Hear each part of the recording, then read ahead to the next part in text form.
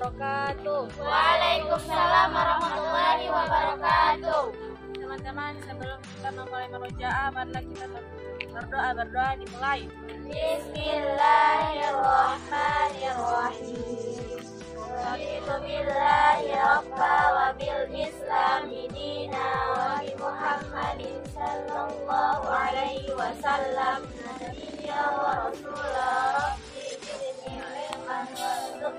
Rahman Rabbi sahli sadari wa yassir li amri wa hlul 'uqdatam min lisani yafqahu qawli. Amin ya rabbal alamin. Setelah berdoa, lanjutkan membaca hafalan juz amal. A'udzu billahi minasy syaithanir rajim.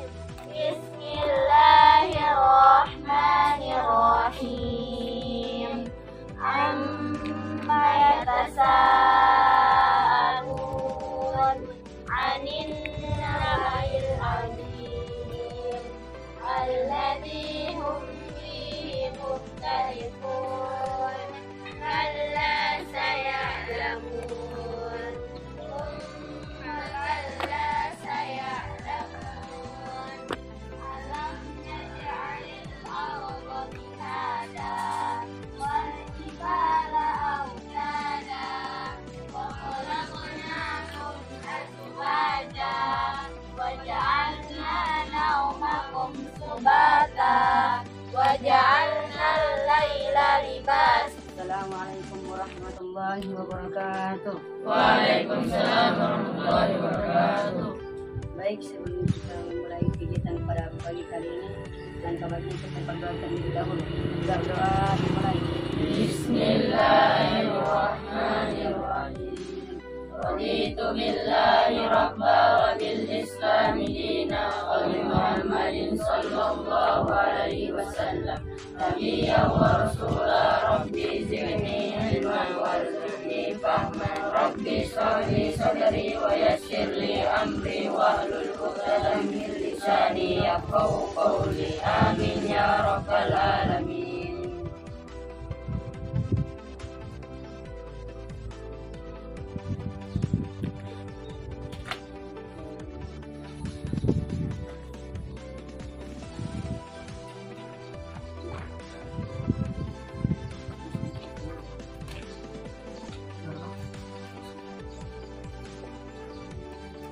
A'udzu billahi minasy syaithanir rajim.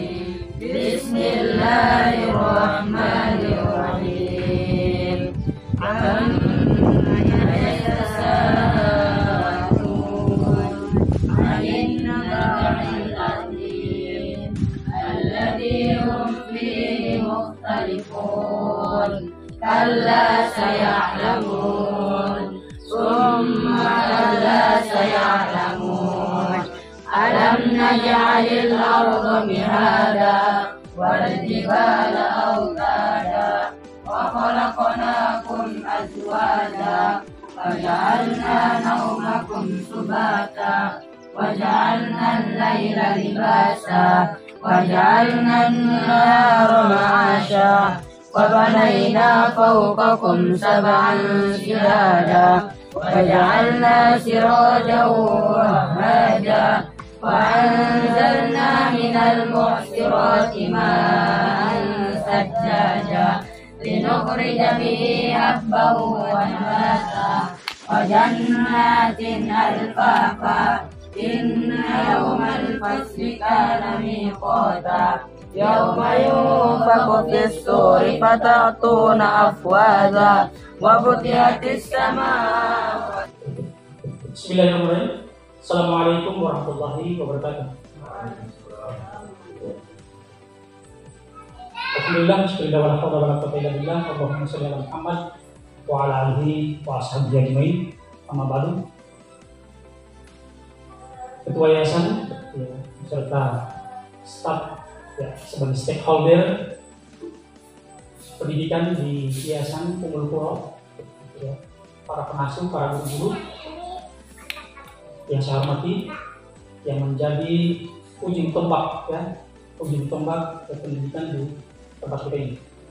Ya, selamat datang di diseminasi webinar penyebaran pemahaman ya, dan penerapan pengalaman budaya positif di sekolah. Ya.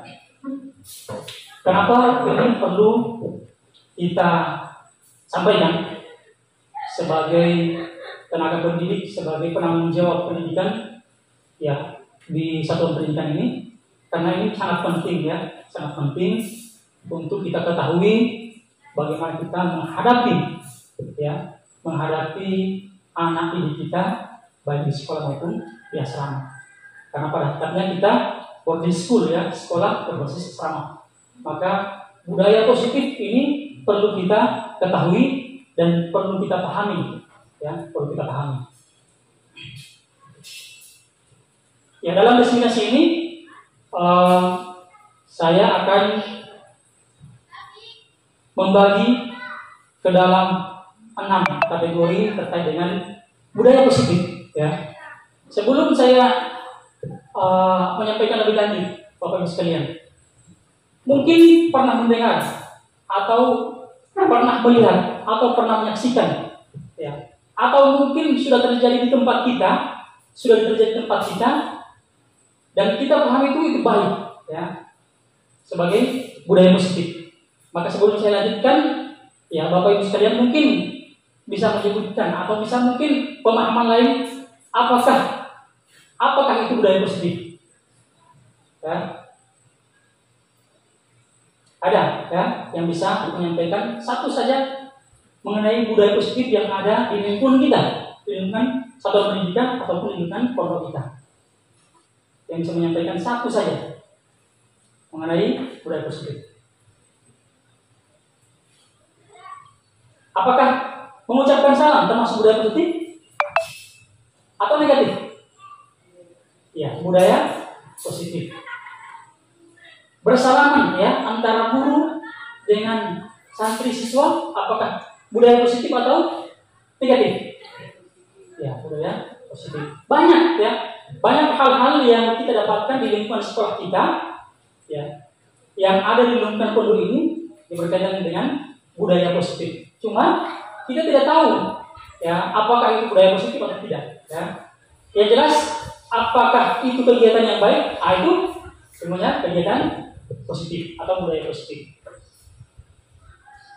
Ya, ini konsep inti budaya positif ya. Khususnya di lingkungan pendidikan kita. Yang pertama, perubahan paradigma positif. Yang kedua, disiplin positif. Yang ketiga, nilai-nilai kebajikan. Yang keempat, kebutuhan dasar manusia. Yang berikutnya, motivasi perilaku manusia. Yang berikutnya, posisi kontrol guru. Yang berikutnya, keyakinan kelas. Dan yang terakhir adalah segitiga restitusi. Nah, kita akan jalani konsep ini ya selama 1 jam ke depan, Bapak Ibu sekalian. Nah, untuk pembelajaran ya dengan paradigma baru, ya tujuannya pada umumnya, secara umum, ya tujuan pendidikan kita, ya, khususnya di Indonesia ini, ya secara umum, ya pendidikan Indonesia itu, ya ini melahirkan profil pelajar Pancasila. Nah, kalau kita lihat 6 profil ini, ya, di mana pesantren? Di sekolah kita yang berbasis Islam. Yang pertama, beriman bertakwa kepada Tuhan Yang Maha Esa dan berakhlak mulia. Itu yang pertama. Kalau kita lihat secara menyeluruh, ya, Bapak Ibu sekalian, ini sudah diterapkan ya di lingkungan kita. Tidak ada satupun anak didik kita yang tidak beriman kepada Tuhan Yang Maha Esa. Ya. Kemudian berakhlak mulia. Muaranya ke sana, ya, muaranya ke sana. Bagaimana anak didik kita beriman dan bertakwa kepada Tuhan Yang Maha Esa, kepada Allah Subhanahu wa taala, dan berakhlak mulia. Ya. Makanya ya, guru-guru kita, anak didik kita berusaha bagaimana anak didik kita ini supaya berakhlak mulia. Yang kedua, berpendidikan global. Ya, berkebinekaan global itu juga sudah terdapat di lingkungan kita, ya, di lingkungan kita. Salah satu contohnya adalah tidak memilih-milih teman, tidak memilih apakah dia dari Borneo Utara, Borneo Selatan, dari Gorontalo, dari Jawa, dari Madura, tidak. Ya, berkebinekaan global sudah dipraktekkan di lingkungan kita. Yang berikutnya yang ketiga, bergotong royong. Apalagi ini, ya, bergotong royong sudah diterapkan di tempat kita. Kerjasama. Yang berikutnya kreatif. Ya, kreatif itu apa ya? Ya, anak-anak kita ini, kalau kita lihat secara menyeluruh, secara umum, anak-anak kita, anak didik kita, ya, itu kreatifnya masih kurang. Kreatif dalam hal positif, tapi kalau kreatif dalam hal negatif, luar biasa, ya, luar biasa. Yang berikutnya yang masih kurang dari anak didik kita itu adalah bernalar kritis. Bernalar kritis itu menyaring setiap informasi yang diterima, ya, menyaring setiap informasi yang diterima. Pokoknya ketika mendapatkan informasi itu langsung ditelan mentah-mentah. Begitu juga dengan kondisi orang tua mereka, ya. Belum bernalar kritis. Apa yang disampaikan oleh anak-anaknya itu langsung ditelan. Oh iya, ini yang perlu kita benahi. Yang berikutnya mandiri. Alhamdulillah, ya, anak-anak didik kita ini yang mulai dari kecil sudah diajarkan bagaimana mandiri. Bagaimana dia mengurus pakaiannya sendiri, bagaimana mereka mengurus makanannya, ya, minimal mereka bisa membagi. Nah, ini secara umum ya tujuan pendidikan Indonesia, ya. Dan secara khusus Hidayah itu sudah menerapkan ini, ya. Dia sudah menerapkan ini. Profil pelajar Pancasila. Selanjutnya,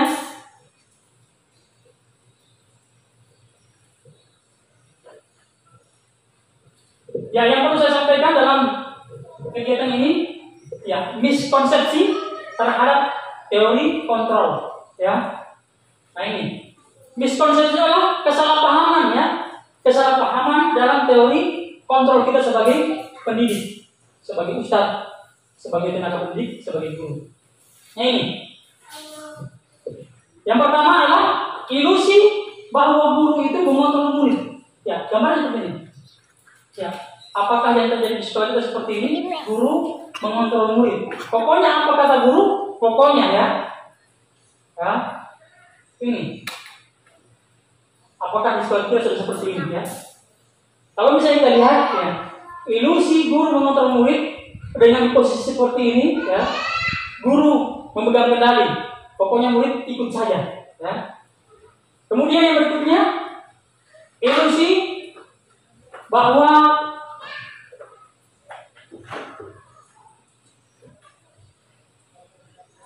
kritik dan membuat rasa bersalah itu mampu menguatkan karakter, ya, mampu menguatkan karakter, ya. Terkadang kita membentak, ya, terkadang kita berteriak-teriak, ya, dan itu, ya, susah sekali untuk kita praktekkan untuk menghindari ini, ya, susah sekali, ya.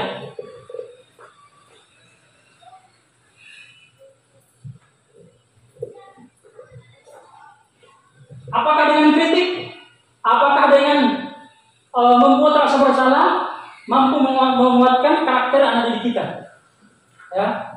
Yang berikutnya adalah ilusi bahwa orang dewasa berhak memaksa, ya, orang dewasa berhak memaksa. Nah, terkadang ini juga, ya, karena kita menggunakan power kekuatan kita, terkadang kita menggunakan itu untuk memaksa kepada anak didik kita. Boleh kita berkaca, ya, boleh kita berkaca kepada diri kita. Apakah saya pernah melakukan ini? Ya, pernah melakukan ini. Makanya, ya, budaya positif ini perlu disampaikan. Yang berikutnya adalah ilusi bahwa semua penguatan positif efektif dan bermanfaat. Dan itu sudah terbukti, ya, bahwa penguatan positif ya efektif dan bermanfaat ya untuk kita laksanakan.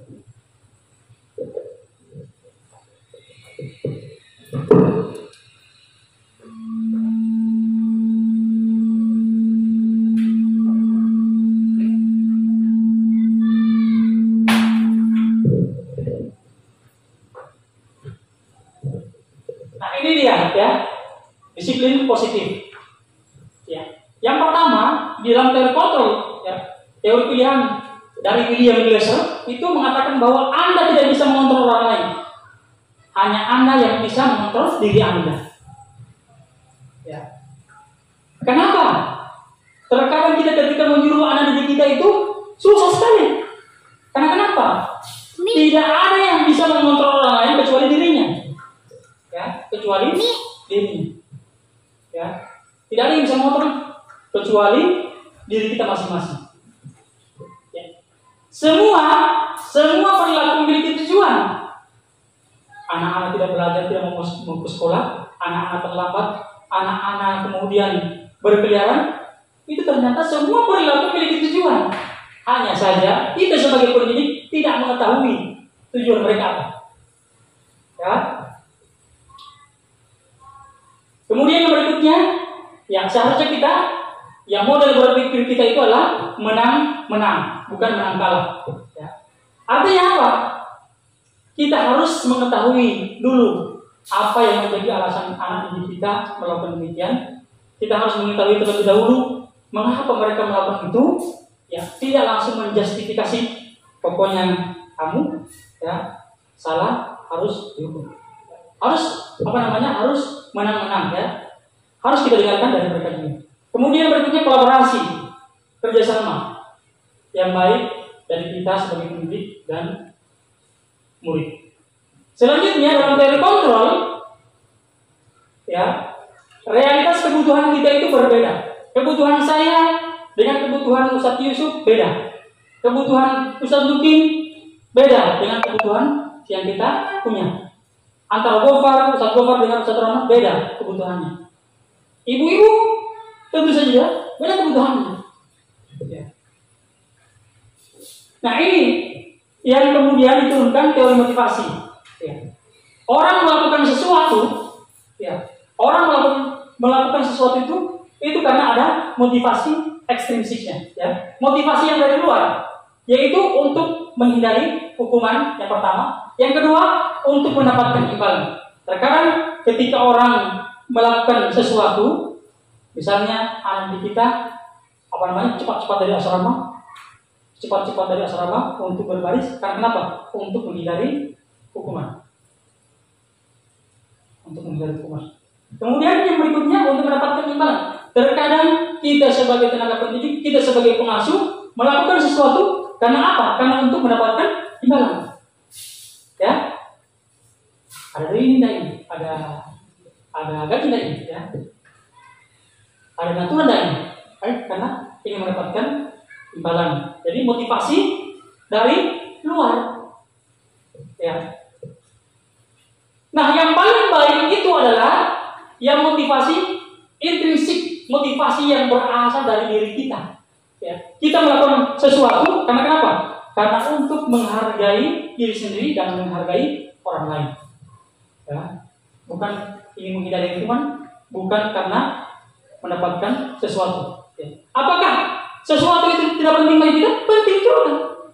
Tetapi penempatannya, Bapak Ibu sekalian, jangan sampai itu menjadi prioritas. Maka lahirlah ketika motivasi intrinsik ini lahir dalam diri kita, maka akan lahir pula nilai-nilai kebajikan universal.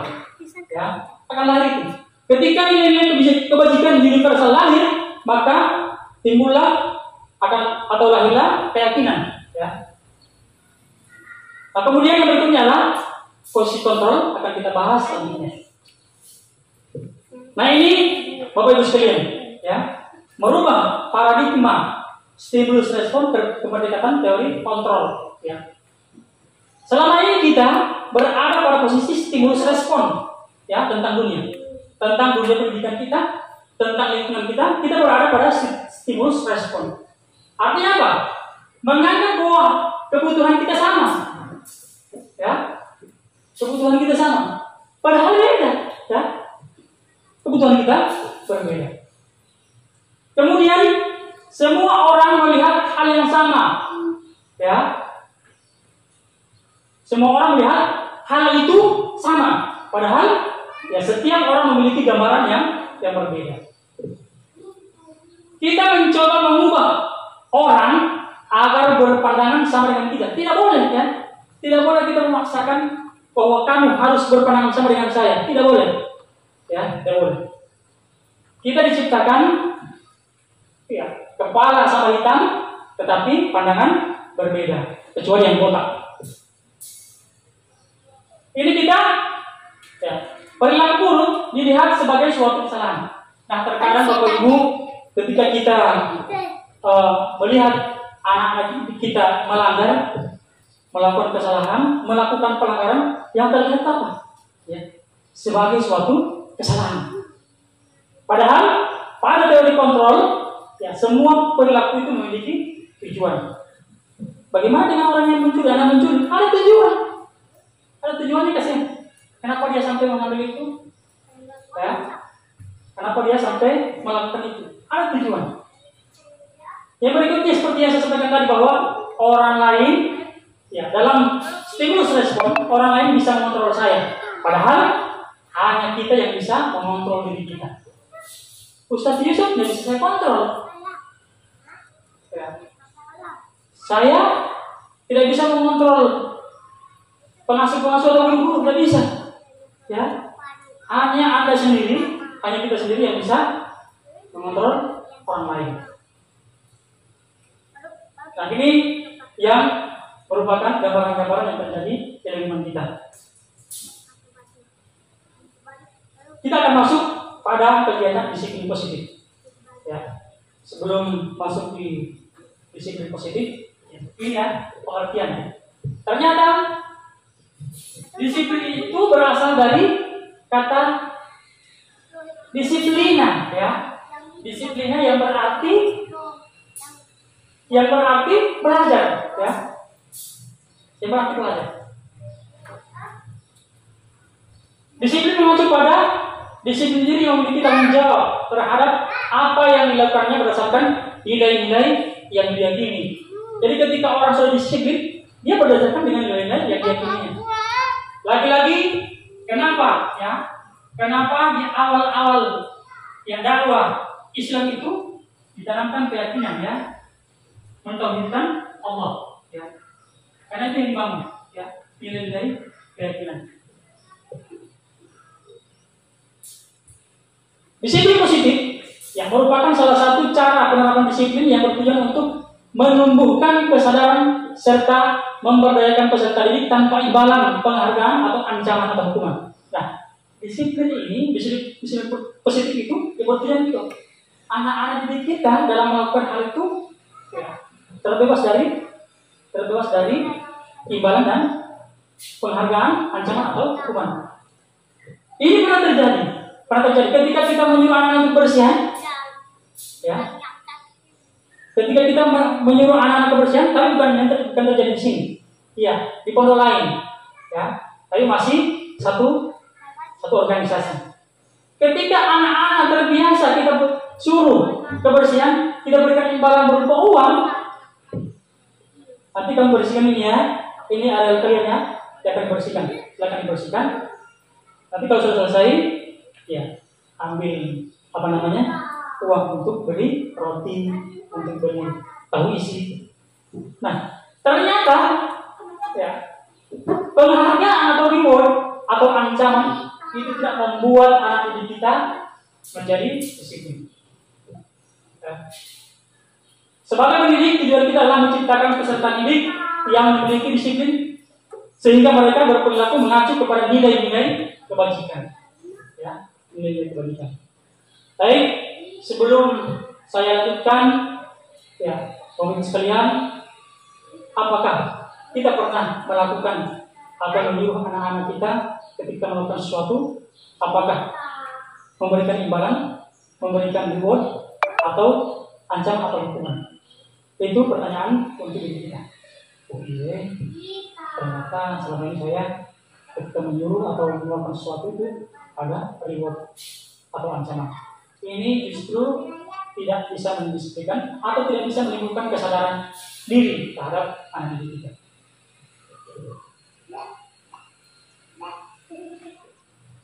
Silakan Bapak Ibu sekalian, waktu kita tinggal berapa menit lagi membagikan konsumsi. Sebelum kita lanjutkan.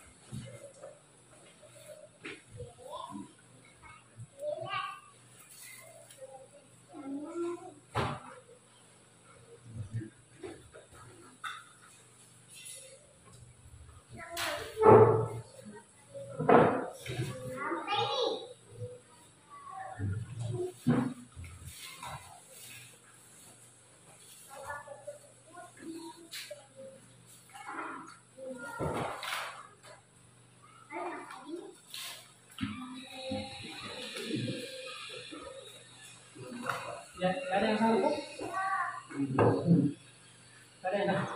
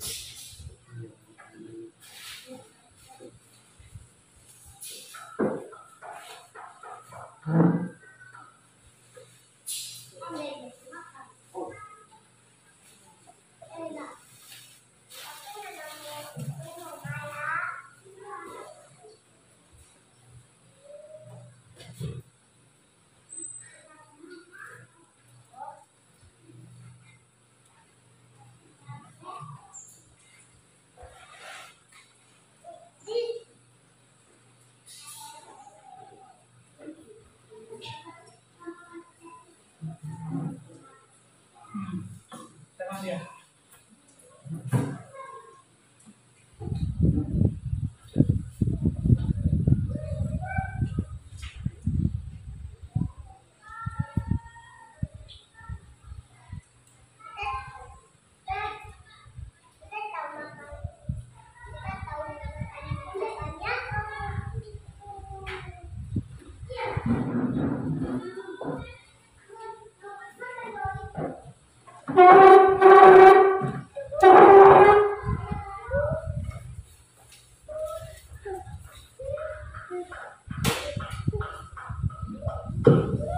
Baik, saya sambil menyelam, ya kita lanjutkan.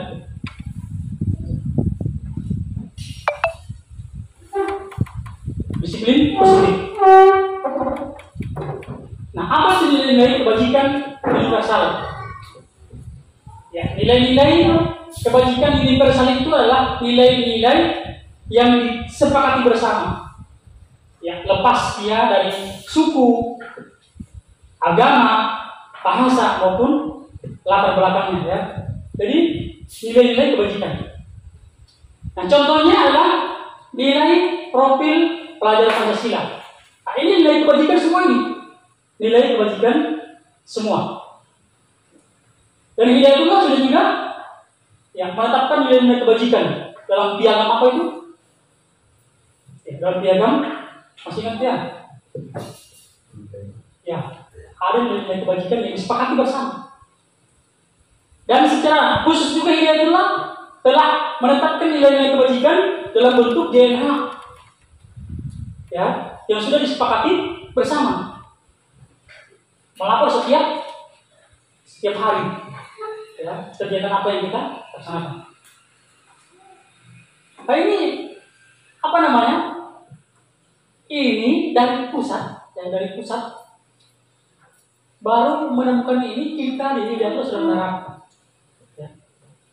Sudah menerapkan. Nah, itu luar biasanya Hidayatullah. Ya. Saking banyaknya orang-orang pintar di situ, ya. Banyak orang-orang pintar yang ada di Hidayatullah. Buktinya, kita sudah duluan menerapkan ini. Yang pemerintah baru muncul.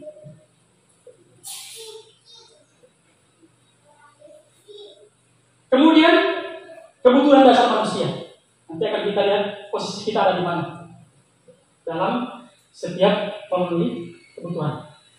Kebutuhan manusia adalah segala sesuatu yang dibutuhkan oleh manusia untuk mempertahankan keseimbangan kondisi fisiologis maupun psikologis yang bertujuan untuk mempertahankan kehidupan dan kesehatan. Itu kebutuhan dasar manusia.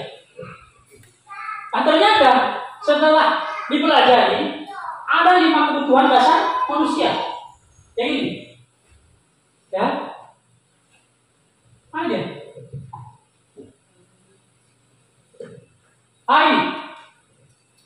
Menurut ya Dr. William Glasser, ya, ada 5 kebutuhan dasar manusia. Yang pertama ini penguasaan. Kenapa orang suka menjadi kepala sekolah? Kenapa orang suka menjadi ketua yayasan? Kenapa orang ingin menjadi ketua DPW, ketua DPD? Kenapa orang suka menjadi ya kepala desa? Tujuan ini, kebutuhan ini, penguasaan. Ya. Penguasaan. Ini memenuhi kebutuhan dasar manusianya sebagai penguasaan. Tetapi alhamdulillah di Hidayatullah, ya, Hidayatullah tidak ada yang menginginkan Ustaz saya mau jadi ketua DPD, saya mau jadi kepala sekolah. Tidak ada. Bahkan menolak semua, luar biasa itu. Menolak semua. Ya, pada umumnya ini, ya, kebutuhan dasar manusia itu yang pertama itu penguasaan. Ya, penguasaan. Jadi itu. Yang kedua, kenapa orang ingin berbuat baik? Kenapa orang ingin melakukan sesuatu? Kenapa ingin orang itu ini ada perasaan cinta? Karena ini yang pertama, kebutuhan dasar yang diperlukan kasih sayang dan rasa diterima. Ya. Si cowok tembak cewek, rasa ingin diterima. Penduduk datang ke suatu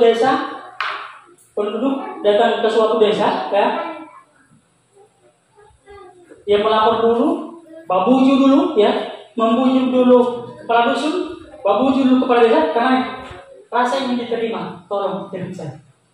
Kebutuhan dasar manusia. Yang berikutnya, kenapa orang mau makan? Kenapa orang minum? Kenapa orang ini, ya, bersifat seperti cangkul? Ya. Tahu seperti cangkul?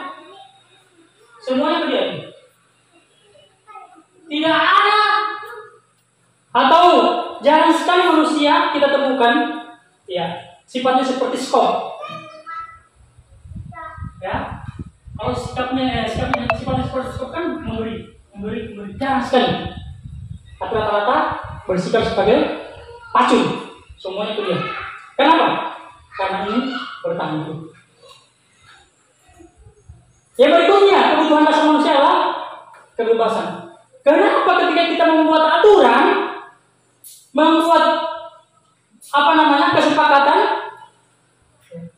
masih ada saja yang melanggar atau kita masih sering saja kecolongan. Karena kenapa?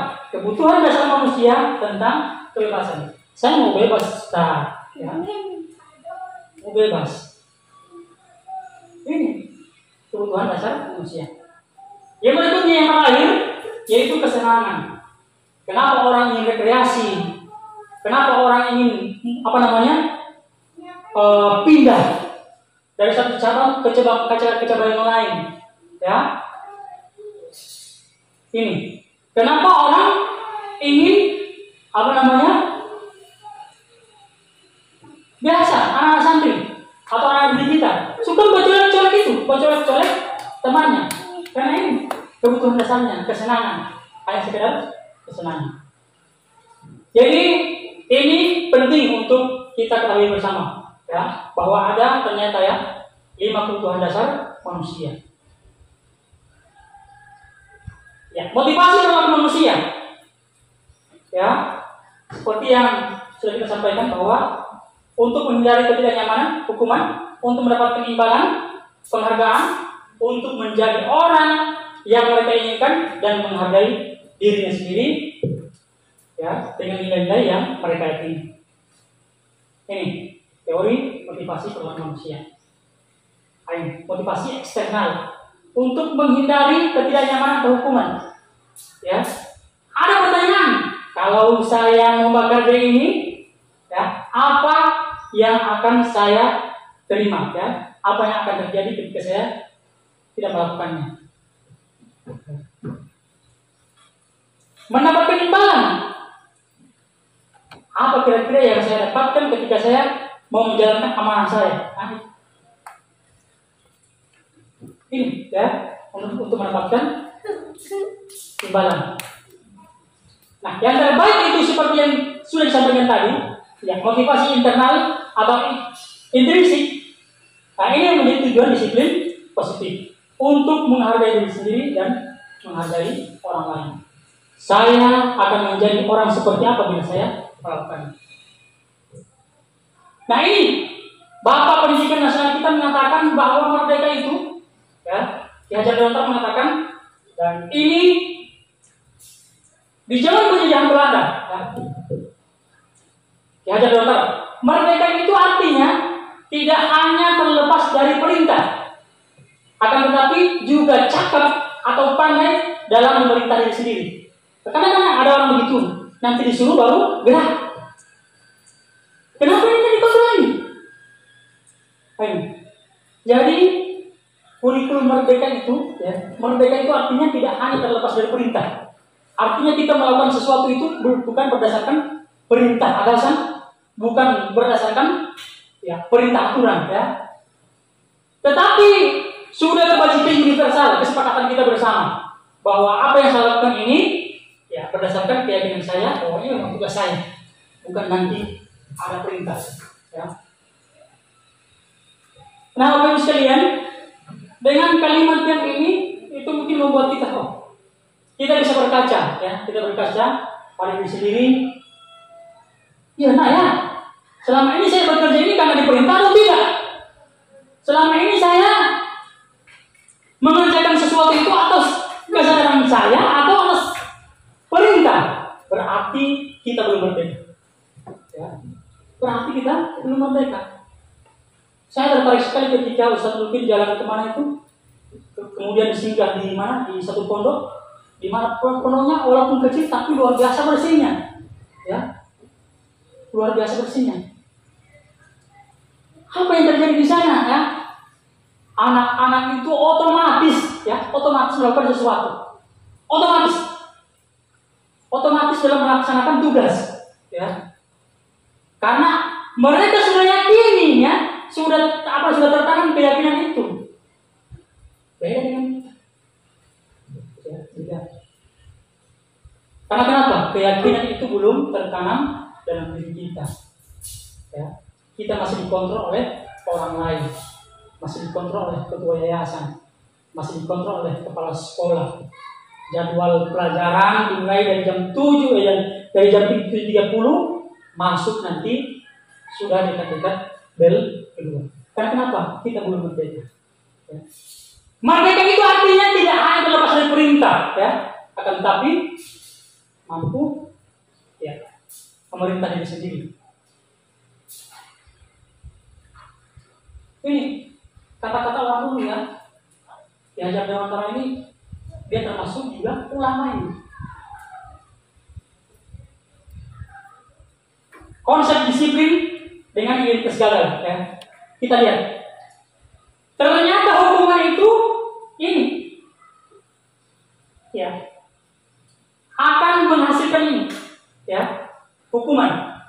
Hukuman itu akan menghasilkan menyakitkan, tidak nyaman, murid menjadi takut, guru memaksa, murid menyembunyikan kesalahan. Kan begitu, ketika murid melakukan salah, karena takut dihukum, dia sembunyikan kesalahannya. Ya. Murid menjadi rendah diri. Bagaimana dengan penghargaan? Ternyata penghargaan tidak efektif, merusak hubungan, akan terjadi sifat iri. Masakan cuma dia yang tidak salah perhatikan, sementara saya tidak. Merusak ini, mematikan kreativitas, menghukum dengan sistem ranking. Kenapa? Sekarang sudah tidak lagi ranking di sekolah. Ya. Di sekolah-sekolah sekarang sudah tidak dibenarkan lagi sistem perankingan. Ya. Karena ini justru dia akan menjadi sebagai penghukum, jadi menghukum dengan adanya sistem ranking itu. Karena kenapa? Anak itu akan terbebani. Kalau saya ranking 1 hari tahun ini, bagaimana tahun depan? Menjadi beban. Ya.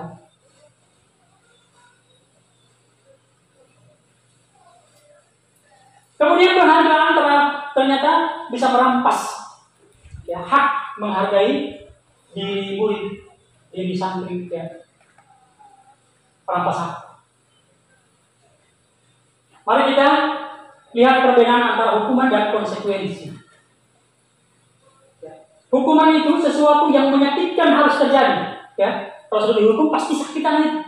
Apakah dihukum dengan cara jewer, dengan cara push up, dengan cara berdiri di lapangan, itu sesuatu yang menyakitkan yang harus terjadi.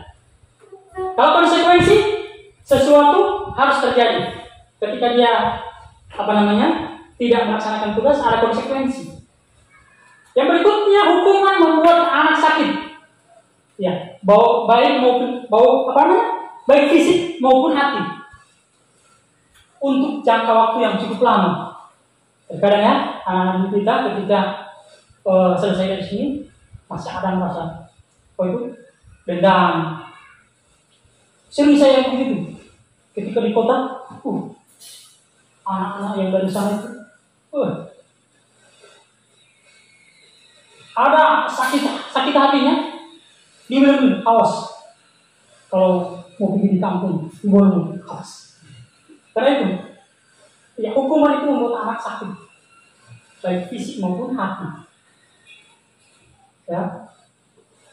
Konsekuensinya, kalau konsekuensi membuat anak merasa tidak nyaman dalam jangka waktu pendek, sesaat saja. Ya, ketika kita memberikan konsekuensi, ya, kamu sudah selesai menghafal, konsekuensinya ini hanya sesaat. Dan kalau hukuman itu akan membekas. Ya.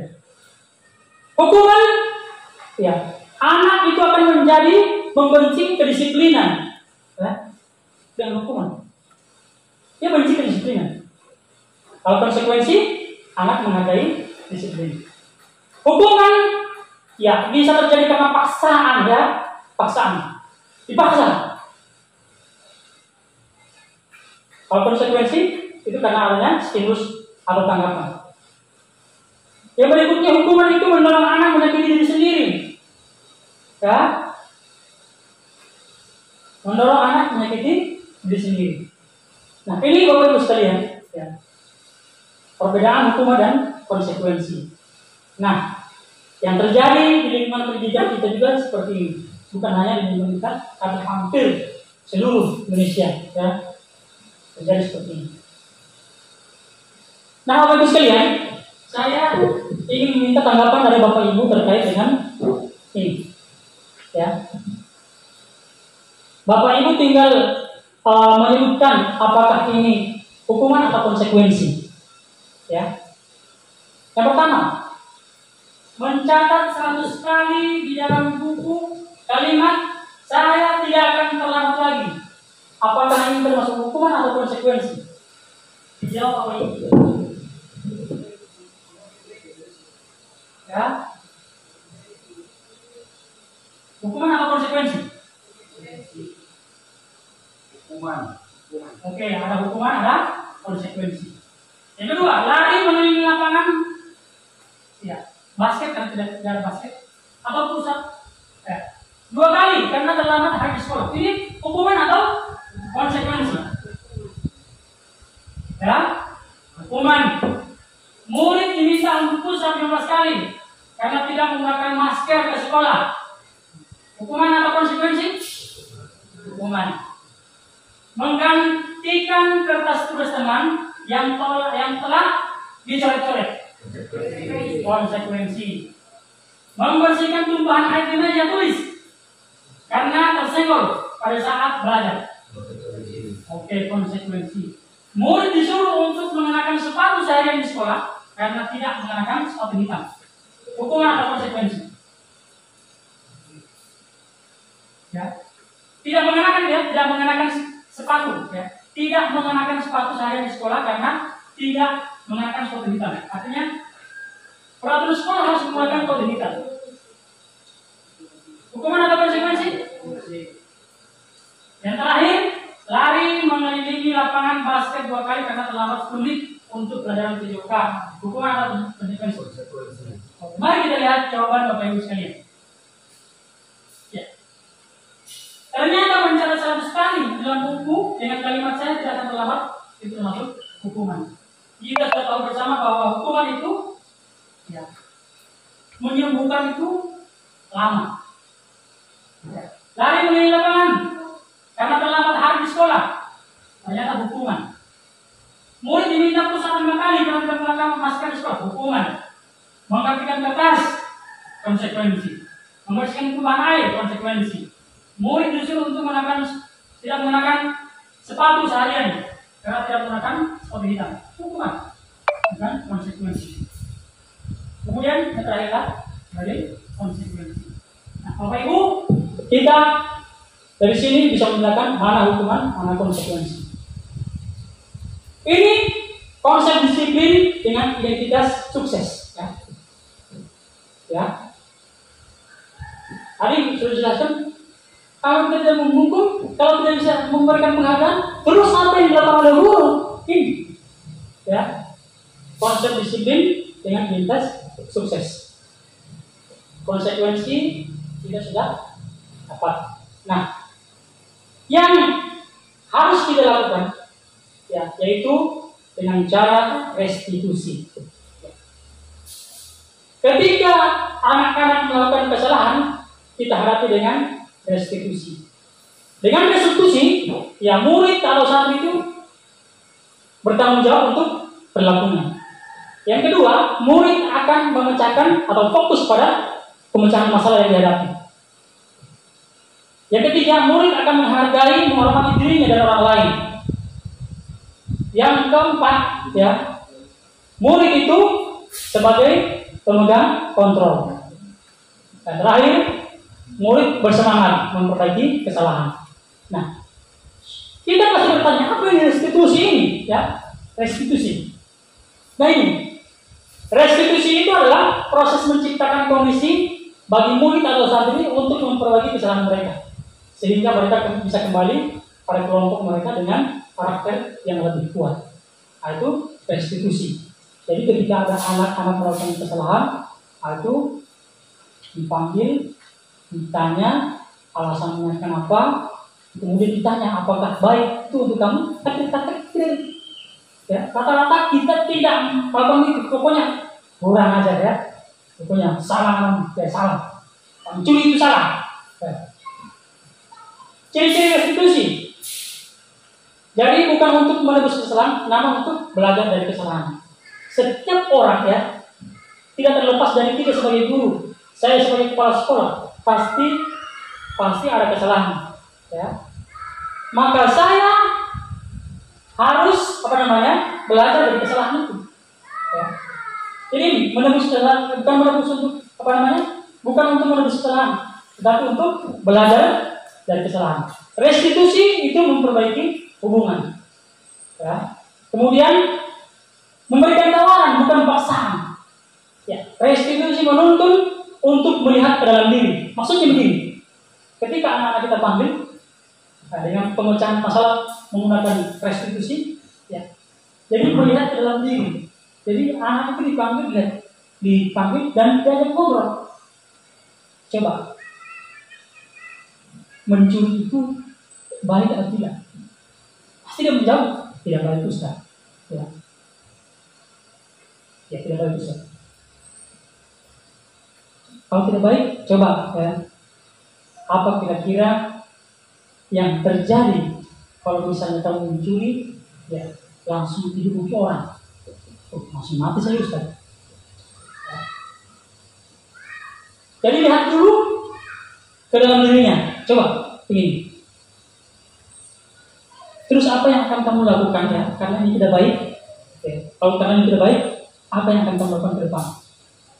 Jadi saya Ustaz tidak mencuri. Secara otomatis anak-anak itu dia menyelesaikan masalahnya sendiri. Restitusi mencari kebutuhan dasar yang mendasari tindakan.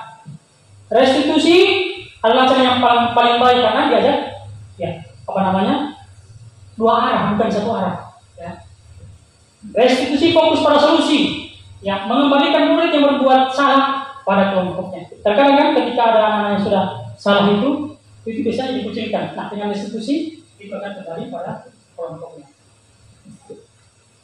Perbedaan.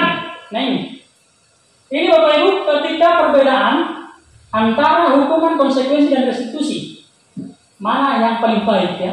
Ketika siswa sering tidak mengerjakan PR. Kenapa gitu? Ada siswa yang pokoknya PR apa saja dia tidak kerjakan. Kalau hukuman, ya guru menghukum siswa tersebut harus bendera selama 10 menit. Guru marah dan murid takut. Kalau konsekuensi, guru memberikan konsekuensi untuk mengerjakan PR-nya saat istirahat atau dikerjakan sebanyak 3 kali lipat. Itu konsekuensi. Tapi kalau restitusi, guru menanyakan kegiatan kelas. Kamu tidak mengerjakan kelas, mengerjakan PR, ya? Tentu saja ada alasannya. Selama ini kan kita pokoknya tidak ada alasan ya, tidak mengerjakan PR. Sudah, mana pacul, ya, ini. Menanyakan keyakinan kelas. Ketika kamu tidak mengerjakan kelas, keyakinan kelas apa yang sudah kamu langgar? Pasti akan mereka tahu karena mereka sudah menyusun keyakinan kelas. Oh, yang saya langgar itu Ustaz, saya tidak menghargai guru. Saya tidak menghargai Allah. Ya. Guru terbuka dan siswa menghormati dirinya dan orang lain. Beda ketika siswa kita tidak mengerjakan PS langsung kita hukum. Menyanyi di sini dan dia akan dikenali. Paling-paling cuma bakar dia beri belakang, paling-paling cuma bakar itu. Nah, Bapak Ibu sekalian, para pesemangat kita ya, 5 posisi kontrol guru ya dalam restitusi. Nah, kita bisa membaca diri kita ya. Pada posisi mana saya? Sebagai penghukum kan biasa. Saya simpulkan dengan membawa palu. Awas dengan awas. Kalau tidak terlambat, penghukum. Dan ini tidak terlepas ya, tidak bisa dilepaskan dari kita. Ya, sebagai penghukum, apakah kita sebagai penghukum? Penghukum itu apa-apa kesalahan pasti dihukum, selalu dihukum. Kemudian berikutnya pembuat rasa bersalah. Pembuat rasa bersalah itu begini caranya, atau begini contohnya. Ya. Membuat dia seorang dia mengakui kesalahannya. Ya. Walaupun dia terlambat, saya salah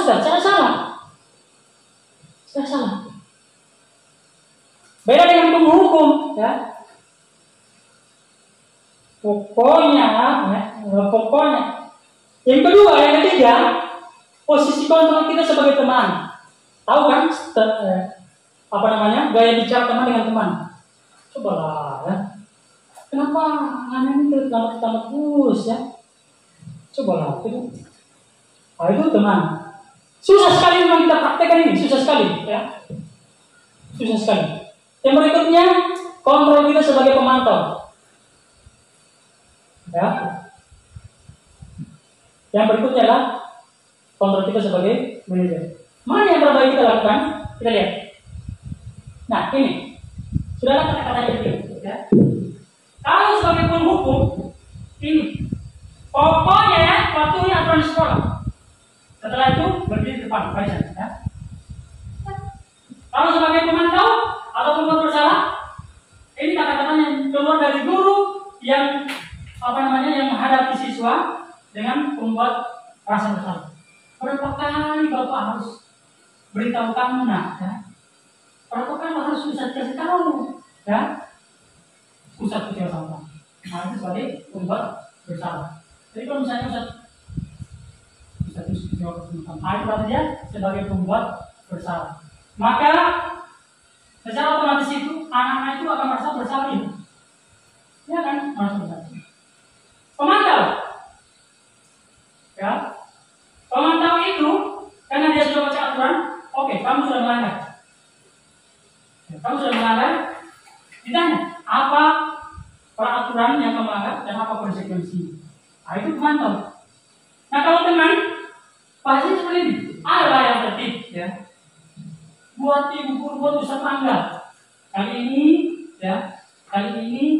tidak apa-apa kamu salah.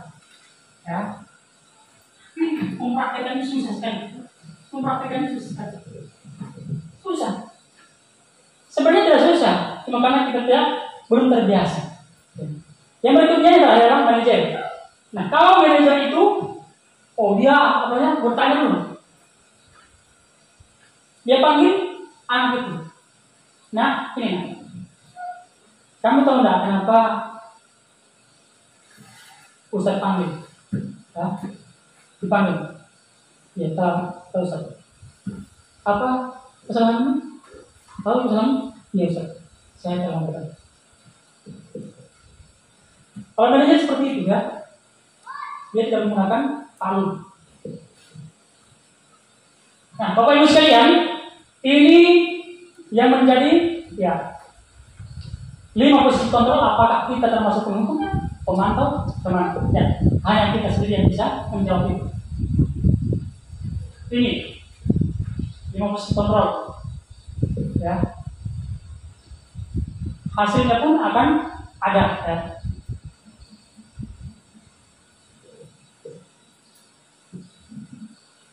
Jadi ketika kita melakukan restitusi, berikan, ya, apresiasi. Karena tidak semua anak-anak itu tidak selamanya dia melakukan kesalahan. Beri dia pengakuan secara khusus, beri pengakuan secara pribadi, beri pengakuan kepada semua murid, beri pengakuan secara konsisten, fokus pada proses. Nah, ini contohnya, contoh apresiasi, memberikan apresiasi kebajikan. Pembukanya begini. Kemarin saya perhatikan, ya, rasa empati ini besar sekali. Pada saat menolong, murid baru di kelas. Kemarin saya itu, saya perhatikan itu, ya, rasa kepedulian itu, walaupun tanpa disuruh sudah mengutuk sampah. Luar biasa, ya, tekanan terhadap kebersihan. Ya, terima kasih. Ya. Tidak mengapa kita sebagai guru itu mengucapkan terima kasih kepada pendidik kita. Terima kasih, ya, untuk rasa tanggung jawabnya. Ya, pada saat ini kamu sudah meneruskan kelas. Nah, selanjutnya Bapak Ibu sekalian, sebagai guru, sebagai pendidik, kita perlu melakukan atau membuat keyakinan kelas dengan murid-murid kita. Karena kenapa? Beda peraturan, beda keyakinan. Nah, ini.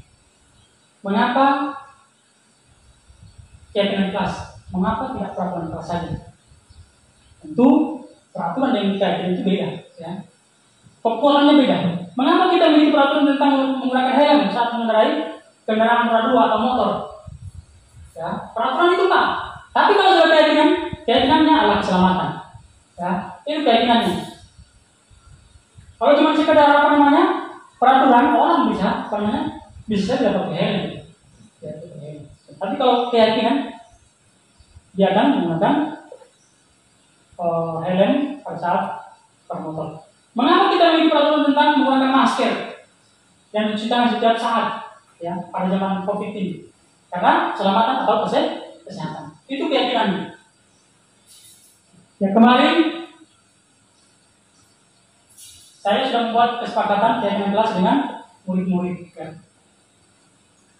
Bagaimana menunjukkan keyakinan kelas? Ya, ini dia. Ya, dikerjakan oleh guru dan murid yang bersama-sama, ya, membuat keyakinan kelas. Ya, keyakinan kelas tanggung jawab, disiplin, komitmen, menghargai orang lain, menghargai diri sendiri. Nah, itu keyakinan kelas yang sudah dibentuk kemarin. Semua warga harus, ya, berkontribusi. Nah, ini Bapak Ibu sekalian, ketika kita menghadapi masalah atau anak didik kita bersalah, segitiga restitusi, ya, cara memecahkan permasalahan bukan dengan hukuman, bukan dengan penghargaan, tapi dengan segitiga restitusi. Yang pertama, menstabilkan identitas. Ketika anak-anak melakukan kesalahan, kita stabilkan dulu identitasnya, ya, kita stabilkan dulu. Jangan langsung sini, langsung. Ya begitu. Ya. Jadi kita stabilkan dulu identitasnya, ya. Caranya bagaimana? Dipanggil dia. Nah, ya, kita semua ini termasuk bapak, ya, termasuk ustaz, termasuk umi, ya. Pasti semua melakukan kesalahan, ya. Tapi tahu tidak apa yang kamu lakukan ini baik atau tidak? Pasti dia bilang tidak baik. Itu cara menstabilkan identitas dulu. Jangan langsung dikorek. Ya. Kemudian yang kedua, memvalidasi tindakan yang salah. Ya. Semua perilaku memiliki alasan, termasuk kamu mencuri, termasuk kamu mencoret-coret bukunya teman, termasuk kamu memukul teman. Pasti ada alasanmu, ya. Alasan kenapa? Tadi Ustaz yang rokok saya Ustaz. Jadi saya kenal. Nah, berarti dia ada alasan. Dan ketiga, menanyakan keyakinan dari apa yang kamu lakukan. Kamu sudah menendang temanmu, sudah memukul teman. Kira-kira keyakinan kelas apa yang sudah kamu lakukan? Oh Ustaz, saya sudah mendengar keyakinan menghargai orang lain. Dia dapatkan jawabannya karena sudah ada di keyakinan kelas. Nah, Bapak Ibu sekalian, ini yang perlu kita pahami, baik kita sebagai pendidik termasuk maupun stakeholder yang ada di lingkungan pendidikan. Terima kasih atas segala perhatiannya. Sekian dari saya. Mudah-mudahan apa yang saya sampaikan bermanfaat bagi kita semua, dan ini menjadi sebenarnya bukan ilmu baru, ilmu yang sudah kita terapkan, namun saya hanya mengingatkan. Demikian dari saya. Terima kasih pada ketua yayasan, pada guru semua dan pengasuh yang sudah menghadiri diseminasi ini. Mudah-mudahan ada manfaatnya. Kita tutup dengan sama-sama membaca hamdalah dan doa kafatul majlis. Alhamdulillahirabbil alamin. Subhanakallahumma rabbana bihamdika asyhadu an la ilaha illa anta astaghfiruka wa atubu ilaik. Assalamualaikum warahmatullahi wabarakatuh.